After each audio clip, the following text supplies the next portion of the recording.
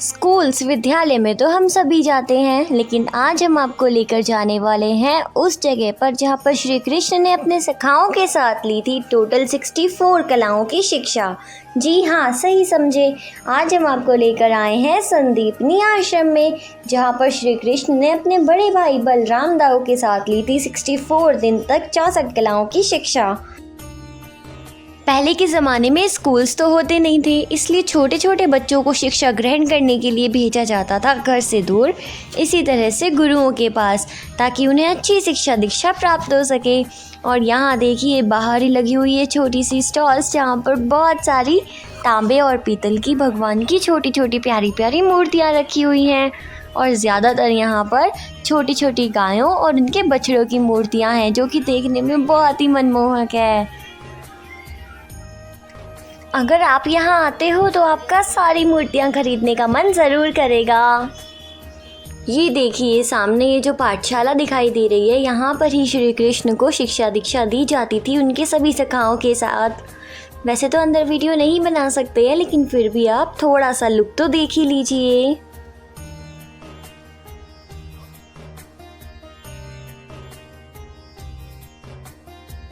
अब हम मुख्य पाठशाला भवन के पास ही स्थित आ चुके हैं शिव मंदिर में, जो कि संदीपनी आश्रम का ही एक हिस्सा है।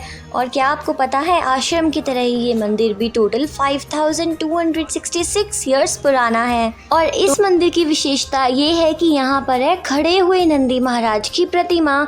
आपको वैसे तो आज तक कभी भी खड़े हुए नंदी महाराज की प्रतिमा नहीं दिखी होगी, परंतु यहाँ पर जो शिव मंदिर है इसके बाहर खड़े हुए नंदी महाराज की प्रतिमा है। आप यहाँ पर देखिए, यहाँ पर सुदामा जी, कृष्ण जी और बलराम जी की भी मूर्तियाँ हैं।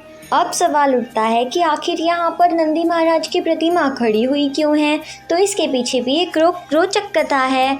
आखिर क्या हुआ था कि उस समय जब कृष्ण जी यहाँ पर शिक्षा ग्रहण कर रहे थे, तब एक बार शिव जी उनसे यहाँ पर मिलने आए थे। उस समय नंदी महाराज भी उनके साथ ही थे। तब उन्होंने यहाँ पर जब कृष्ण जी को उनके गुरु के साथ पढ़ते हुए देखा, तो नंदी महाराज गुरु की रिस्पेक्ट में खड़े हो गए थे। और तब से लेके अब तक उनकी खड़ी हुई प्रतिमा ही यहाँ पर विराजमान है। अब देखो, हमने आपको मंदिर भी घुमा दिया और हमने आपको उनकी पाठशाला भी दिखा दी। अब हम आपको घुमाते हैं पूरे आश्रम। ये है पूरे आश्रम का परिसर। ये जो खुली जगह है ना, यहाँ पर ही श्री कृष्ण खेलते होंगे। अब देखो, ये जो आपको सामने बड़ी सी जगह दिखाई दे रही है, ये है वो जगह जहाँ पर श्री कृष्ण जी की 64 कलाओं को अलग अलग जगह पर चित्रित कर दीवार पर लगाया हुआ है। सामने यहाँ पर आपको एक पॉन्ड दिखाई देता है, छोटा सा सरोवर, जिसका नाम है गोमती कुंड।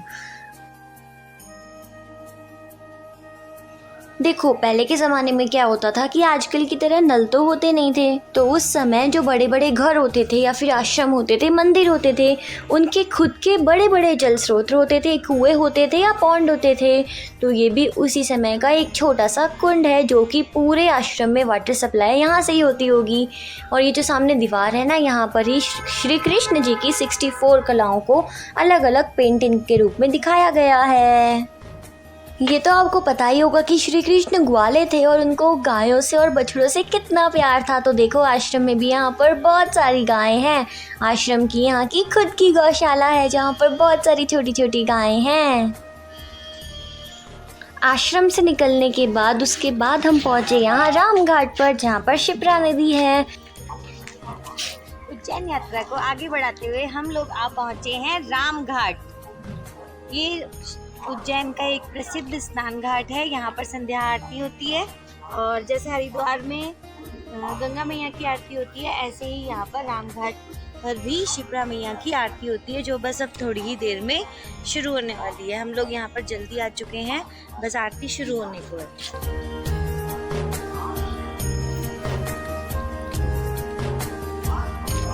ये पापा और मेघा चेक कर रहे हैं कि कहाँ पे जाके डुबकी लगा लगा के नहाएं। कौन सबसे पहले जाने वाला है? कौन सबसे पहले जाएगा? कौन सबसे पहले डुबकी लगा के नहाएगा? हम नहाएंगे भोलेनाथ के।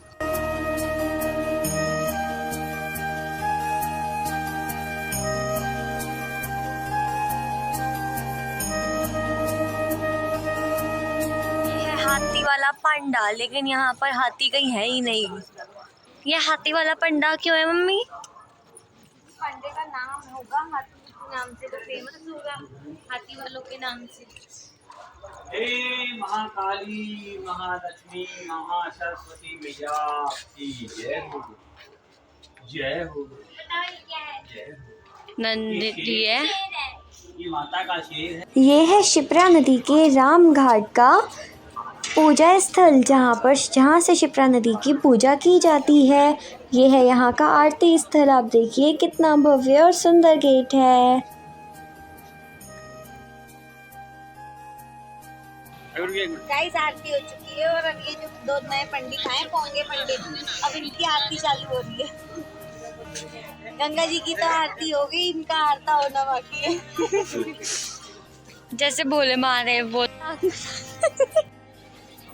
ये है नंदी महाराज राम घाट के, और इनके सामने हैं ये शिव जी जो इतने शोभायमान लग रहे हैं, और साथ में 1 2 3 3 पंडित और एक छोटी सी गिलहरी भी है।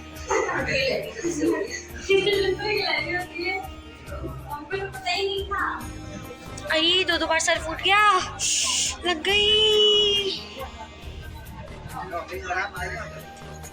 ये रामघाट के एंट्री पर है शेष नाग, और ये सप्तऋषि जी, और ये है सप्तऋषि भगवान, श्री सप्तऋषि भगवान मंदिर।